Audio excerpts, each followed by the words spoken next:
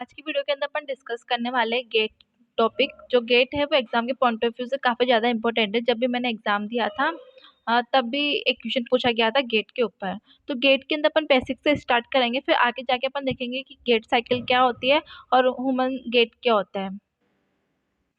अपना जो main topic है गेट साइकिल वो यहाँ से स्टार्ट होगा, लेकिन अपन पहले समझेंगे कि गेट क्या होता है और एनिमल्स और किसी पर्सन का गेट किस तरह का होता है। तो अपन यहाँ पर स्टार्ट करते हैं गेट। तो गेट के अंदर लिखा हुआ है, it is a term use to describe the style of walking. जो गेट टर्म है इसका यूज़ अपन स्टाइल ऑफ वॉकिंग को डिस्क्राइब करने के लिए यूज़ करते हैं। मतलब कि जब अपन चलते हैं, वॉक करते हैं, उसी को अपन गेट कहते हैं। ठीक है, सिंपल सी डेफिनेशन है। वॉकिंग मतलब वॉकिंग के स्टाइल को ही अपन गेट कहते हैं। उसके बाद यहाँ पर एनिमल्स के गेट के बारे में बताया हुआ है। तो यहाँ पर है, the gait in the animal is more stable since it walks on all the four limbs and the centre of gravity is in between the four limb and hind limbs. तो यहाँ पर यही लिखा हुआ है, जो एनिमल्स का जो गेट पैटर्न होता है ना वो ज़्यादा स्टेबल होता है। क्यों? क्योंकि वो चार पैरों पे चलते हैं, उनके चार लिम्स पे वो वॉक करते हैं, इस कारण से उनका जो स्टेबिलिटी होती है ना वो ज़्यादा होती है। और जो इनके सेंटर ऑफ ग्रेविटी होता है एनिमल्स के अंदर, वो होता है फोर लिम्स और हिंड लिम्स के बीच में।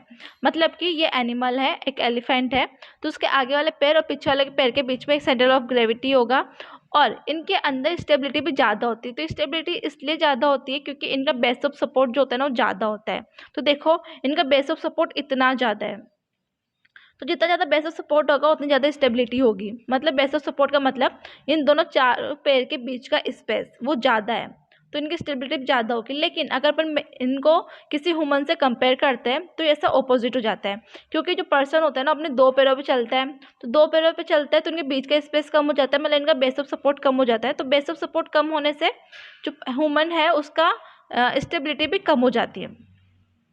फिर उसके बाद यहाँ पे अपन ने देख लिया कि एनिमल्स के अंदर क्या हो रहा है, इनकी स्टेबिलिटी ज़्यादा होती है, चार लिम्स पर चलते हैं और आगे वाले पैर पीछे वाले जो पैर है फोर फुट और हिंड फुट है, इनके बीच में सेंटर ऑफ ग्रेविटी होती है। उसके बाद यहाँ पर है, and the speed is also more in animal gait since the trunk musculature helps the limbs in locomotion। तो यहाँ पर ये लिखा हुआ है कि एनिमल्स में गेट की स्पीड भी ज़्यादा होती है क्योंकि ट्रंक मस्कुलेचर लिम्स लोकोमोशन में हेल्प करते हैं।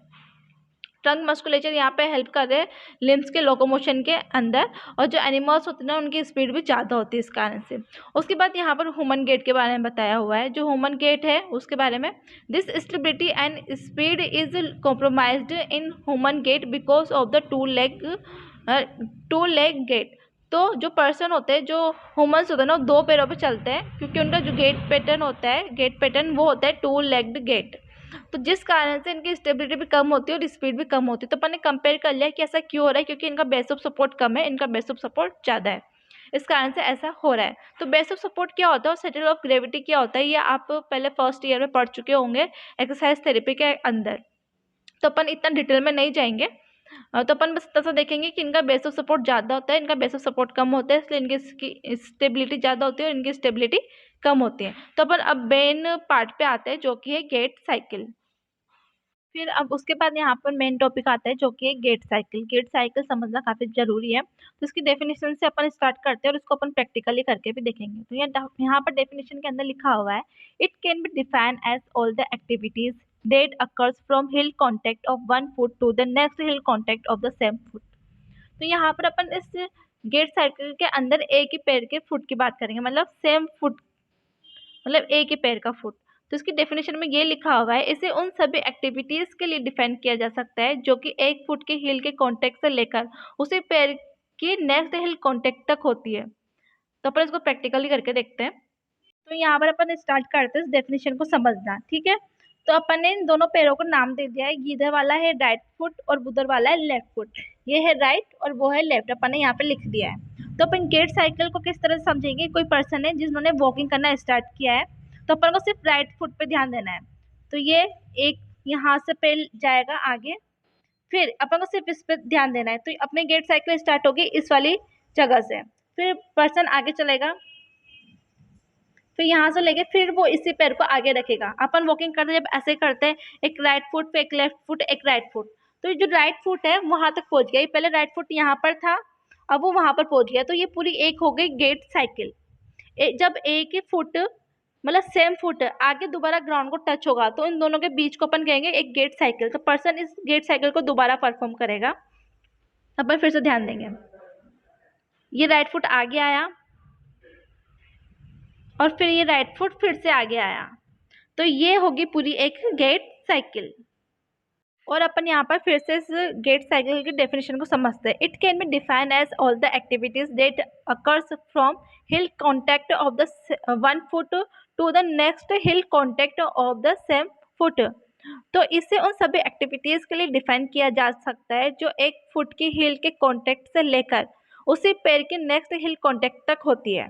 मतलब कि ये एक पूरी साइकिल है जिसके अंदर एक नॉर्मल गेट साइकिल क्या होता है, सबसे पहले अपन राइट फुट आगे रखते हैं, फिर लेफ्ट फुट, फिर राइट फुट, फिर लेफ्ट फुट, फिर राइट फुट, लेफ्ट फुट, इस तरह से अपन आगे चलते रहते हैं। तो एक ही साइकिल वहाँ पर चलती रहती है राइट और लेफ्ट फुट की। तो यहाँ पर सिर्फ अपन को सेम फुट के पे ध्यान देना है, मतलब एक के पैर की बात हो रही है कि कोई भी पर्सन है उसने अपना राइट पैर आगे रखा, फिर उसने अपना लेफ्ट फुट आगे रखा, फिर राइट फुट आगे रखा, तो यहाँ से यहाँ तक के जो उसका फेज होगा वो होगा गेट साइकिल। ठीक है, तो अपन गेट साइकिल समझ गए क्या हो गया, जब सेम फुट की हिल कांटेक्ट होगा, यहाँ पे हिल कांटेक्ट हुआ, फिर उसी पैर का सेम फुट का हिल कांटेक्ट होगा, उसको अपन पूरी एक गेट साइकिल कहेंगे। शायद आप सब समझ गए होंगे। उसके बाद आता है यहाँ पर इसकी फेज। तो गेट साइकिल की 2 फेज होती है, एक होती है स्टांस फेज और एक होता है स्विंग फेज। तो इन दोनों के बारे में आगे लिखा हुआ है। तो गेट साइकिल अपन ने समझ लिया क्या होता है। तो गेट साइकिल के अंदर 2 फेज होते हैं, स्टांस फेज और स्विंग फेज। तो इनके अंदर यहाँ पर परसेंटेज भी है। जो स्टांस फेज होता है ना वो 60% होता है और स्विंग फेज होता है 40% होता है। तो परसेंट पे भी अपन ध्यान नहीं देंगे, परसेंट अपन आगे समझेंगे। तो यहाँ पर जो स्टांस फेज और स्विंग फेज है ना, इसके अंदर भी अलग अलग फेज आती है। जैसे कि स्टांस फेज के अंदर यहाँ पे 1 2 3 4 5 फेज आती है और स्विंग के अंदर 1 2 3 फेज आती है। तो स्टांस फेज के अंदर है heel strike, foot flat, mid stance, heel off and toe off. इन सबको भी अपन समझेंगे अभी प्रैक्टिकल से। उसके बाद यहाँ पर आता है acceleration, mid swing and deceleration. ठीक है, तो ये 2 फेज हो गए। तो अब इनको अपन एक एक करके एक एक फेज को अच्छे से पढ़ेंगे। उसके बाद यहाँ पर आता है डबल लिम्ब सपोर्ट भी आता है। डबल लिम्ब सपोर्ट का मतलब एक तो ये हो गया स्टांस फेज, एक हो गया स्विंग फेज। और डबल सपोर्ट के अंदर मतलब जो दोनों पैर होते हैं ना, दोनों ही पैर ग्राउंड पे होते हैं, तो उसको अपन डबल लिम्ब सपोर्ट कहते हैं। तो अब स्टांस फेज क्या होता है, स्विंग फेज क्या होता है, इनकी भी अपन डेफिनेशन देखेंगे। तो यहाँ पे लिखा हुआ है स्टांस फेज के अंदर this comprise 60% of normal adult gait cycle. It begins with the initial heel contact and ends with the toe coming off the ground. तो यहाँ पर है इसमें नॉर्मल अडल्ट गेट साइकिल का 60% शामिल होता है। 60% मतलब अपन आगे देखेंगे, इसका परसेंटेज अपन आगे समझेंगे, क्योंकि पहले अपन को याद होना चाहिए कि स्टांस फेज और स्विंग फेज क्या होता है। तो इसमें नॉर्मल अडल्ट गेट साइकिल का 60% शामिल होता है। ये फेज हिल कॉन्टेक्ट से शुरू होता है और जब तक मतलब टो ग्राउंड से उठ नहीं जाता तब तक चलता है। मतलब टो ग्राउंड से उठते ही ये फेज जो होता है ना वो खत्म हो जाता है। तो इसको भी अपन अभी प्रैक्टिकल से करके देखते हैं। तो अपन यहाँ पे स्टांस फेज को समझेंगे प्रैक्टिकली। तो अपन फिर से इस पैर पे समझेंगे ये राइट फुट है और वो लेफ्ट फुट है, तो अपन सिर्फ राइट फुट पे ध्यान देंगे। स्टांस फेज राइट फुट में भी होगी, लेफ्ट फुट में भी होगी, लेकिन अपन इन दोनों को एक ही फुट पे समझेंगे कि स्टांस फेज क्या होती है। जब इसकी स्टांस फेज चलेगी तब उसकी स्विमिंग फेज चलेगी, उसकी स्विमिंग फेज चलेगी, इसकी स्टांस फेज चलेगी, इस तरह से चलता रहता है ये। तो अपन इसको स्टार्ट करते हैं वॉकिंग। तो ये जो हील है ना, जब वो ग्राउंड के कांटेक्ट में आएगी तब से ये जो फेज है ना वो स्टार्ट होगा। मतलब यहाँ से स्टांस फेज स्टार्ट हो गया है, फिर पर्सन आगे चलेगा, फिर वो पैर आगे आ गया, फिर पर्सन इस वाले पैर को ऊपर उठाएगा, फिर जब तक ये थंब है ना ऊपर नहीं चला जाता तब तक यहाँ पर स्टांस फेज चलेगी। तो अपन इसको फिर से स्टार्ट करते हैं, थोड़ा जल्दी फास्ट, ये थोड़ा स्लो में था। हाँ, तो पर्सन ने आगे रखा पैर, फिर चला, यहाँ से फेज स्टार्ट हुई और जब तक ये थंब है वो उठ नहीं जाता तब तक ये फेज चलेगी। तो यहाँ पर इस तरह से फेज खत्म हो जाती है। तो अपन ने यहाँ पे स्टांस फेज समझ लिया कि स्टांस फेज क्या होता है। उसके बाद यहाँ पर आता है स्विंग फेज। स्विंग फेज के अंदर लिखा हुआ है this forms 40% of gait cycle in adults. यह जो स्विमिंग फेज होता है ना, यह अडल्ट गेट साइकिल का 40% बनाता है। मतलब कि स्टांस फेज तो बना रहा था 60% और स्विमिंग फेज बना रहा है 40%। मतलब कि स्टांस फेज ज़्यादा देर तक चलेगा और स्विंग फेज जो है वो कम टाइम के लिए चलेगा, मतलब 40% ही चलेगा। तो इसके अंदर लिखा हुआ है it's begins when the concert foot flat of the ground and when the foot comes in contact with the ground. तो यहाँ पर इस स्विंग फेज के अंदर ये लिखा हुआ है, यह फेज तब शुरू होता है जब फुट ग्राउंड से उठ जाता है, ठीक है। और फिर ये फेज खत्म तब होता है जब सेम फुट ग्राउंड से कांटेक्ट में आता है। जैसे पैर ग्राउंड से उठेगा स्विमिंग फेज स्टार्ट हो जाएगी, जब तक वो पैर जमीन तक नहीं आता जब तक वहां पर स्विमिंग फेज चलेगी। यहाँ पे स्टार्ट करते हैं स्विंग फेज को समझना। अपन ने पहले की तरह इसको राइट फुट नाम दे दिया और उसको लेफ्ट फुट नाम दे दिया। अपन यहाँ पर राइट फुट से समझेंगे स्विंग फेज को। तो स्विंग फेज का ये मतलब समझ लो कि जब पैर जो हवा में होगा उसको अपन स्विंग फेज कह रहे हैं। और स्टांस फेज अपन ने पहले पढ़ा था जिसके अंदर जो हील कॉन्टेक्ट से लेकर टो ऑफ तक स्टांस फेज चढ़ी थी। मतलब कि जो पैर है ना वो स्टांस फेज के अंदर मतलब वो ग्राउंड के कॉन्टेक्ट में रहेगा, लेकिन स्विंग फेज के अंदर जो फुट है ना ग्राउंड के कॉन्टेक्ट में नहीं रहेगा। तो अपन इसको समझना स्टार्ट करते हैं। जो पर्सन है ना वो चलना स्टार्ट करेगा तो हील कांटेक्ट में आया, ये आया, ये तो हो गई स्टांस फेज, ये राइट फुट की स्टांस फेज। अब यहाँ से स्विंग फेज होगी राइट फुट की। तो जैसे ये अंगूठा ऊपर उठा, यहाँ से इसकी स्टांस फेज हो गई और यहाँ सॉरी वो स्विंग फेज हो गई। और जैसे ही कांटेक्ट में आया पैर ग्राउंड के, जैसे ही हील स्ट्राइक हो गई, यहाँ पर जो स्विंग फेज है ना वो खत्म हो गया। तो पर्सन दोबारा चलेगा और अपन उसको एक बार फिर समझेंगे। यहाँ से पर्सन ने चलना स्टार्ट किया, ये हुई स्टांस फेज। फिर यहाँ से ये पैर ऊपर उठेगा, जैसे अंगूठा ऊपर हुआ उठा, ये हो गई स्विंग फेज। और जैसे हील कांटेक्ट में आएगी यहाँ पर, तो यहाँ पर जो स्विंग फेज है ना वो खत्म हो जाएगी। तो यहाँ से जैसे पैर ऊपर उठा के यहाँ पर रखा, जैसे यहाँ से पैर उठा और यहाँ पर आया तो यहाँ पर स्विंग फेज हुई। और जैसे ही वो हील जो कांटेक्ट में आ गई ग्राउंड के, और यहाँ पर स्विंग फेज खत्म हो गई। अपन ने यहाँ पर समझ लिया स्विंग फेज को भी। स्विंग फेज अपन ने समझ लिया कि जब पैर हवा में रहेगा तो उसको अपन स्विंग फेज कहेंगे, और स्टांस फेज अपन तब कहेंगे जब जो पैर है ना वो ग्राउंड के कांटेक्ट में रहेगा। तो एक बार फिर स्टांस फेज और स्विंग फेज को समझते हैं। It's begins when with the initial heel contact and ends with the toe coming off the ground। मतलब इसके अंदर जो हील है ना जब कांटेक्ट में आएगा ग्राउंड के, तब से ही ये फेज स्टार्ट होगा। इनिशियल कब होगा, जब पैर मान लो ये एडी है एक ग्राउंड से टच हुई तो यहाँ से स्टार्ट हुआ। और कब खत्म होगा, जब पैर है ना वो ऊपर, जो थंब है ये ऊपर उठ जाएगा, तब ये फेज है जो खत्म हो जाएगा, ठीक है। तो स्विंग फेज के अंदर ये है कि जैसे ही यहाँ पर ये स्टांस फेज खत्म हो गई तो स्टांस फेज खत्म होते ही स्विंग फेज स्टार्ट हो जाएगी। मतलब टो जैसे ऊपर उठेगा तो यहाँ से स्विंग फेज स्टार्ट हो जाएगी। और जब तक जो आगे सेम ये वाला जो पैर है ना, जब तक इसका हील कांटेक्ट नहीं हो जाता तब तक यहाँ पर स्विंग फेज चलेगी। तो ये तो हो गई स्टांस फेज, हील के कांटेक्ट से लेकर टो के ऑफ तक, और टो के ऑफ होने से हील के ग्राउंड पर टच होने तक स्विंग फेज। तो स्विंग फेज हो गई, स्टांस फेज हो गई, ठीक है। तो अभी अपन ने यहाँ पे पढ़ा था स्टांस फेज। तो अपन ने स्टांस फेज के अंदर देखा था कि इसके अंदर भी अलग अलग फेज आते हैं, जैसे कि heel strike, foot flat, mid stance, heel off and toe.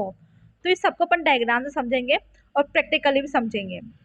तो सबसे पहले यहाँ पर आता है हील स्ट्राइक। हील स्ट्राइक के अंदर है the heal strike the ground. जो हील होती है ना वो ग्राउंड के कॉन्टेक्ट में आएगी। जैसे पर्सन ने पैर आगे रखा तो ये हील है वो ग्राउंड के कॉन्टेक्ट में आई, ये ग्राउंड है। तो जैसे ही कॉन्टेक्ट में आएगी उसको अपन ने कह दिया हील स्ट्राइक। तो अपन पहले है फिर अपन प्रैक्टिकली देखेंगे। उसके बाद है फुट फ्लैट। फुट फ्लैट के अंदर क्या होगा, the foot is flat on the ground. जो पैर है ना वो पूरे ग्राउंड के ऊपर आ जाएगा, यहाँ पर पूरा पैर रहेगा ये, ठीक है, पूरे ग्राउंड में रहेगा। तो उसको अपन ने कह दिया फुट फ्लैट। उसके बाद आता है मिड स्टांस। मिड स्टांस ये वाली फेज होती है, इसके अंदर पैर इस तरह से होता है, ये हो गया मिड स्टांस। उसके बाद है heel off. The heel is off the ground.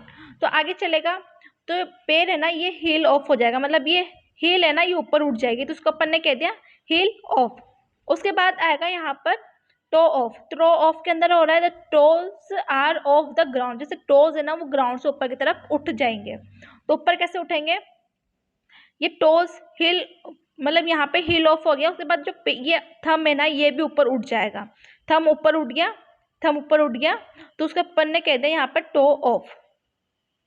इस वाले के अंदर अपन यहाँ पर समझेंगे कि डांस फेज के अंदर अपन जो 5 फेजेस पढ़ी ना, उन सबको अपन करके देखेंगे यहाँ पर प्रैक्टिकली। तो अपन ने यहाँ पर ये भी रख लिया, इसको भी अपन साथ में समझेंगे। तो सबसे पहले यहाँ पर आता है हील स्ट्राइक। तो हील स्ट्राइक में पेशेंट वॉक करना स्टार्ट करेगा, और वॉक करना स्टार्ट करेगा वैसे ही पोजीशन यहाँ पर रहेगी, मतलब ये वाला पैर ऊपर उठा हुआ रहेगा और हील यहाँ पर ग्राउंड के कांटेक्ट में आ जाएगी। ये वाला है राइट फुट और वो वाला है लेफ्ट फुट। तो लेफ्ट फुट की पोजीशन इस तरह से हो जाएगी और राइट फुट की इस तरह से हो जाएगी। आप देख सकते हो यहाँ पर सिर्फ हील ही कांटेक्ट में है, आगे वाला पार्ट कांटेक्ट में नहीं है ग्राउंड के। तो इसको अपन कहेंगे हील स्ट्राइक। तो ये हो गया अपना हील स्ट्राइक। फिर हील स्ट्राइक के बाद आता है यहाँ पर फुट फ्लैट। तो फुट प्लेट में हील स्ट्राइक होने के बाद पर्सन पैर आगे रखेगा तभी तो वो आगे चलेगा, तो ये पीछे वाला पैर और भी ज्यादा उठ जाएगा। लेकिन अपन को लेफ्ट पर ध्यान नहीं देना, लेकिन आप पर फिर भी समझ में आ रहा हो तो आप ध्यान दे सकते हो। तो राइट फुट के अंदर क्या हुआ, हील स्ट्राइक हो गया। हील स्ट्राइक के बाद यहाँ पर फुट फ्लैट हो गया, पूरा पैर फ्लैट हो गया। आप देख सकते हो यहाँ पर कोई स्पेस नहीं है बीच में, तो ये फुट फ्लैट हो गया। फुट फ्लैट के बाद यहाँ पर आता है मिड स्टांस। मिड स्टांस के अंदर ये पैर ऊपर उठेगा और ये पैर आगे आएगा, और आगे आने के बाद ये इस वाले फेज को अपन कहेंगे यहाँ पर मिड स्टांस। मिड स्टांस के बाद यहाँ पर आता है हील ऑफ। तो हील ऑफ कैसे होगा, ये पर्सन आगे चलेगा, फिर ये जो पैर है, ये जो हील है ना, ये ऊपर उठ जाएगी, पैर ऊपर उठ जाएगा। आप देख सकते हो सिर्फ और सिर्फ हील ऊपर है, तो इसको अपन ने कह दिया हील ऑफ। फिर पर्सन आगे चलेगा, फिर उसके बाद यहाँ आएगी टो ऑफ। तो जैसे पर्सन आगे चला, फिर ये आगे चलेगा, जब ये जो टो है ना, ये भी ऊपर की तरफ उठ जाएगा। तो जैसे पैर ऊपर उठेगा तो ये हो जाएगी यहाँ पर टो ऑफ। फिर यहाँ पर स्विंग फेज स्टार्ट होगी, वापस यहाँ पे हिल कांटेक्ट में आ गया ग्राउंड के, फिर वहाँ पर फिर से हिल स्ट्राइक हो गई। हिल स्ट्राइक होते ही स्टांस फेज वहाँ पर फिर से स्टार्ट हो गया, फिर से ये फेज यहाँ पर चलेगी। ठीक है, तो यहाँ पर पहले कौन से फेज होते हैं, यहाँ पे स्टांस फेज हुई, फिर वहाँ पे स्टांस फेज स्टार्ट हुई। तो इन दोनों स्टांस फेज के बीच में स्विंग फेज आएगी। तो स्विंग फेज भी अपन देखेंगे किस तरह से होती है। तो अपन एक बार फिर इसको करके देख लेते हैं पूरे फेज को। तो सबसे पहले यहाँ पर क्या होगा, पर्सन चलना स्टार्ट करेगा, ये हील स्ट्राइक के बाद फुट फ्लैट के बाद फिर यहाँ पर मिड स्टांस के बाद टो ऑफ के बाद हील ऑफ, फिर टो ऑफ। ठीक है, तो अपन ने यहाँ पे स्टांस फेज पढ़ लिया। स्टांस फेज के अंदर अपन ने देखी थी कि कौन कौन सी फेजेस होती है, उसके अंदर 5 फेज होती है, अपन डिस्कस कर चुके हैं। उसके बाद आते हैं स्विंग फेज। स्विंग फेज के अंदर भी 3 फेज होते हैं, इसको भी अपन एक एक करके देखेंगे। तो सबसे पहले यहाँ पर आता है दिस कंसिस्ट ऑफ 3 फेज। सबसे पहले एक्सेलरेशन, मिड स्विंग और डिसेलरेशन। तो एक्सेलरेशन के अंदर आता है the leg is in the front of the body, जिसको अपन डायग्राम से समझते हैं। तो इस वाले फेज के अंदर ये होगा ना, तो अपन ने पहले पढ़ा था स्विंग फेज क्या होती है। स्विंग फेज स्टार्ट होती है, टो जब ऑफ होता है ना, उस जगह से स्विंग फेज स्टार्ट होती है, और जब तक हील स्ट्राइक आगे नहीं हो जाता वहां तक स्विंग फेज चलती है। मतलब जो पैर हवा में रहेगा उसको अपन स्विंग फेज कहते हैं। तो एक्सेलरेशन के अंदर जो पर्सन है ना, वो अपने पैर को ऊपर उठाएगा और उसको आगे की तरफ लेके आएगा। उसके बाद आता है मिड स्विंग। मिड स्विंग के अंदर है the leg continuous to swimming forward. तो इसके अंदर जो पैर है ना, वो आगे कंटिन्यू करेगा अपने फॉरवर्ड डायरेक्शन के अंदर लेग को, तो ये हो जाएगा मिड स्विंग। उसके बाद आएगा डिसेलरेशन। तो इसके अंदर क्या होगा ना, the swimming slow down and the heel is ready for the strike. इसके अंदर जो पैर है वो नीचे की तरफ आएगा, स्लो डाउन होगा, और जो हील है ना उसका हील स्ट्राइक होगा, मतलब इस जगह पे हील स्ट्राइक होने वाला होगा। तो इस वाली फेज को अपन कह के डिसेलरेशन। तो एक्सेलरेशन के अंदर जो पर्सन है ना पैर को उठाएगा, आगे की तरफ लेके आएगा। मिड स्विंग के अंदर जो पैर है ना वो फॉरवर्ड डायरेक्शन के अंदर स्विंग करेगा, आगे की तरफ आएगा, और एक्सेलरेशन के अंदर जो पैर है ना वो नीचे आएगा और हील स्ट्राइक करेगा। तो इस तरह से इसके 3 फेज होती है स्विंग फेज की। फिर उसके बाद इसी के अंदर लिखा हुआ है in a normal gait each leg alternatively goes through a stance phase and a swing phase. तो इसके अंदर ये लिखा हुआ है कि जब अपन नॉर्मल गेट होता है ना, मतलब जब अपन नॉर्मल वॉकिंग करते हैं ना, तो उसके अंदर एक बार स्टांस फेज आएगी, फिर स्विंग फेज आएगी, फिर स्टांस फेज आएगी, स्विंग फेज आएगी। इस तरह से ये फेज पूरी चलती रहती है नॉर्मल गेट के अंदर। तो यहाँ पर भी यही है। उसके बाद the body is carried forward in normal walking by this rhythmic cycle. तो इस तरह से यहाँ पर रिदमिक साइकिल चलती रहती है, इससे जो बॉडी है ना वो आगे की तरफ फॉरवर्ड डायरेक्शन के अंदर मूव करती है, और इस तरह से नॉर्मल वॉकिंग चलती है। तो अपन ने पहले मैंने बताया था मतलब आपको कि अपन यहाँ पर परसेंटेज पढ़ेंगे आगे। तो ये वाला पार्ट है परसेंटेज वाला। तो यहाँ पर नॉर्मल जो वॉकिंग है ना उसका परसेंटेज बताया हुआ है कि स्टांस फेज कितना होता है और स्विंग फेज कितना होता है। ये दोनों थोड़ा चेंज भी हो सकता है, पर्सन टू पर्सन वेरी करता है कि जो पर्सन है वो किस तरह की वॉकिंग कर रहा है, वो जल्दी जल्दी चल रहा है या फिर धीरे चल रहा है, इस तरह से थोड़ा परसेंटेज ऊपर नीचे हो सकता है, लेकिन नॉर्मल परसेंटेज यही होता है। तो स्टांस फेज अपन ने पढ़ लिया कि स्टांस फेज क्या होता है। इसके अंदर अपन को 5 फेज देखने को मिलती है। स्टांस फेज मतलब जो पैर है ना वो ग्राउंड के कॉन्टेक्ट में रहेगा। तो स्टांस फेज होती है 60% और स्विंग फेज होती है 40%। तो इस तरह से पूरा ये 100% गेट साइकिल बनती है। तो हील जो स्ट्राइक होती है वो होता है 0 to 2%। फुट फ्लैट वाले जो पोजीशन होती है ना वो होती है 0 to 10% तक। मिड स्टांस रहती है 10 to 30%। हील ऑफ रहती है 30 to 50% और टो ऑफ होता है 50 to 60%। इस तरह से पूरा 60% बन जाता है स्टांस फेस का। उसके बाद आता है स्विंग फेस 40% होती है, जिसके अंदर यहाँ पर पूरा ये 100% बन जाएगा। मतलब ये इन दोनों को मिला के एक गेट साइकिल बनती है। तो स्विंग फेस रहेगी पूरी गेट साइकिल का 40%, मतलब 100 में से 40% स्विंग फेस रहेगा, मतलब ये स्टांस फेस से कम रहेगा। तो स्विंग फेस के अंदर जो एक्सेलरेशन होता है ना वो 60 to 73% होता है। जो मिड स्विंग होता है वो होता है 73 to 85% और डिसलेशन वो होता है जिसके अंदर 85 to 100% होता है। इस तरह से पूरा परसेंटेज यहाँ पे बता दिया अपन ने 2 से 100 तक। तो ये होता है पूरा परसेंटेज गेट साइकिल का। यहाँ पे लिखा हुआ है what is the percentage of each phase in the gait cycle. Each phase हर एक फेज का बताया हुआ है और पूरा टोटल हो गया यहाँ पर 100। उसके बाद इसी के अंदर एक और मेन पार्ट है जो कि है ह्यूमन गेट। तो यहाँ पर ह्यूमन गेट के बारे में बताया। इसके पहले भी अपन ने ह्यूमन गेट के बारे में पढ़ा था, लेकिन इसके अंदर कुछ अलग चीज़ें हैं। तो इसके अंदर है ह्यूमन गेट के अंदर the human gait cycle consist of 2 units namely passenger एक लोकोमोटर यूनिट। तो जो ह्यूमन गेट है ना इसके अंदर जो गेट साइकिल होती है ना उसके अंदर भी 2 यूनिट्स होती है। एक यूनिट का नाम है पैसेंजर यूनिट और एक का नाम है लोकोमोटर यूनिट। अब पैसेंजर यूनिट और लोकोमोटर यूनिट क्या होता है इसके बारे में डिस्कस करेंगे। तो गेट साइकिल को 2 यूनिट्स में डिवाइड किया है, एक तो है पैसेंजर यूनिट, एक है लोकोमोटर यूनिट। तो पैसेंजर यूनिट के अंदर आता है हेड, आर्म और ट्रंक, और लोकोमोटर यूनिट के अंदर आता है पेल्विस और बोथ लोअर लिम्ब। डायग्राम समझते हैं। ए वाला है पैसेंजर यूनिट, तो अपन ए वाले को देखते हैं। ए वाला पैसेंजर यूनिट है जिसके अंदर हेड आएगा, आर्म आएंगे और ट्रंक आएगा। उसके बाद सेकंड है लोकोमोटर यूनिट। तो लोकोमोटर यूनिट के अंदर पेल्विस आएगी और दोनों लिम्स आएंगे, लोअर लिम्स आएंगे। तो यहाँ पर भी अपन ने ये लिखा है हेड, आर्म, ट्रंक, और लोकोमोटर के अंदर है पेल्विस, बोथ लोअर लिम्ब। तो यहाँ पर ये लिखा हुआ है no role, just passively go for a walk with the locomotor unit. तो पैसेंजर यूनिट वो यूनिट होती है जिसका यहाँ पर वॉकिंग के अंदर कोई रोल नहीं होता और ये लोकोमोटर यूनिट के साथ आगे की तरफ मूव करती है, पैसिवली मूव करती है। तो देखो डायग्राम में है मूव क्या कर रहा है, जब अपना वॉकिंग कर रहा है तो लोअर लिम्ब काम कर रहा है, फुट काम कर रहा है, लेकिन ऊपर वाली यूनिट कुछ काम नहीं कर रही। ऊपर वाली यूनिट का मतलब है यहाँ पे पैसेंजर यूनिट। तो पैसेंजर यूनिट होती है ना वो लोकोमोटर यूनिट के कारण आगे की तरफ चलती है पैसिवली। तो क्योंकि ये कुछ काम नहीं कर रही इसलिए पैसिवली चल रही है और ये एक्टिवली चल रही है।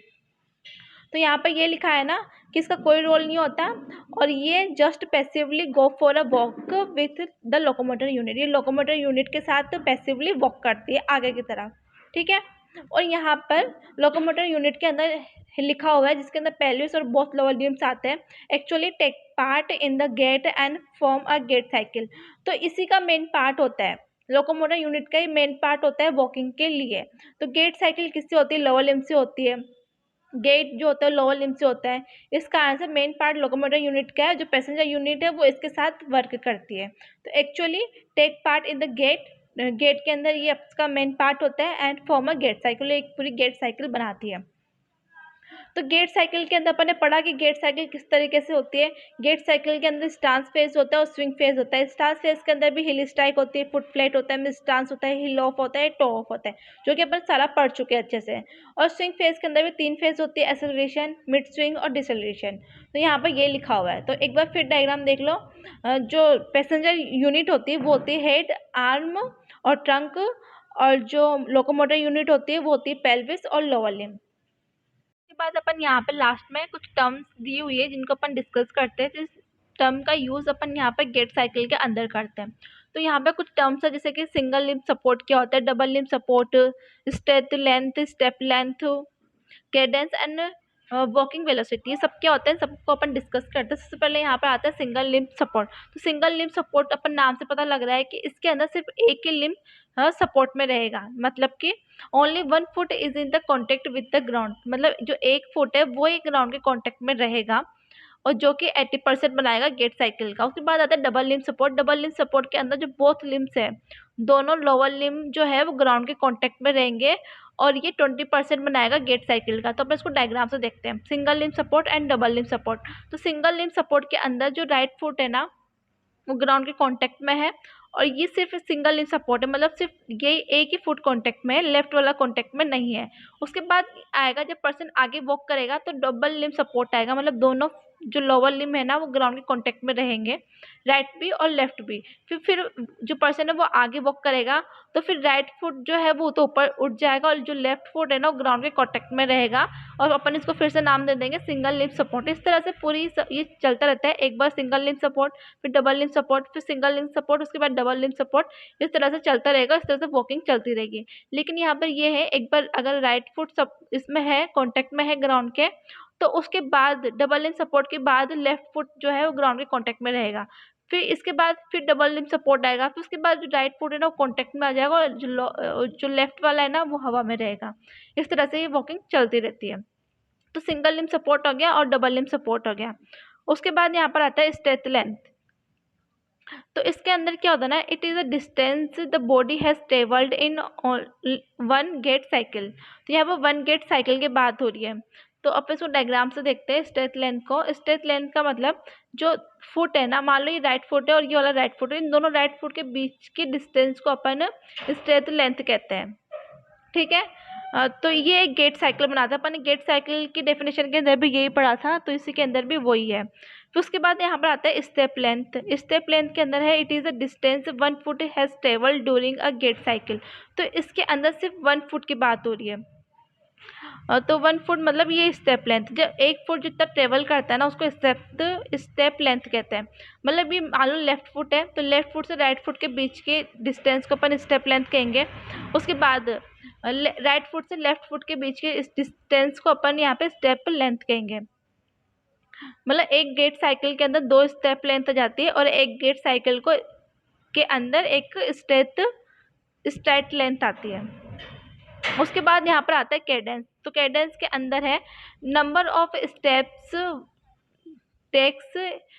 Taken in a specific time. एक स्पेसिफिक टाइम के अंदर कितने नंबर ऑफ स्टेप्स को चला जा रहा है उसको कैडेंस कहते हैं। उसके बाद आते हैं वॉकिंग वेलोसिटी। इसके अंदर है the speed of walking on a smooth saline surface. जब अपन स्मूथ सलाइन सरफेस पे चलते हैं उसके अंदर वॉकिंग की स्पीड को वॉकिंग वेलोसिटी कहते हैं। उसके बाद यहाँ पर एक और जो है टर्म है जो कि है फुट एंगल। जो फुट एंगल क्या होता है ना, जो भी पर्सन होता है अपने फुट को रखता है वो सीधा नहीं रखता है, तो यहाँ पर एक एंगल बनता है फुट के अंदर, तो इसको अपन कहते हैं फुट एंगल। जो फुट एंगल होता है ना पर्सन टू पर्सन वेरी करता है, किसी का ज़्यादा होता है फुट एंगल, किसी का कम होता है फुट एंगल। तो अपन ने आज के वीडियो के अंदर पढ़ा गेट के बारे में, गेट साइकिल के बारे में और ह्यूमन गेट के बारे में, जिसके अंदर अपन ने पढ़ा कि स्टांस फेज क्या होते हैं, स्टांस फेज के अंदर कितनी फेज होती है वो भी अपन ने डिस्कस की। उसके बाद स्विंग्स फेज के बारे में पढ़ा। उसके बाद अपन ने कुछ टर्म्स के बारे में पढ़ा। अगर वीडियो अच्छी लगी हो तो उसको लाइक करें, शेयर करें, सब्सक्राइब करें। Thank you.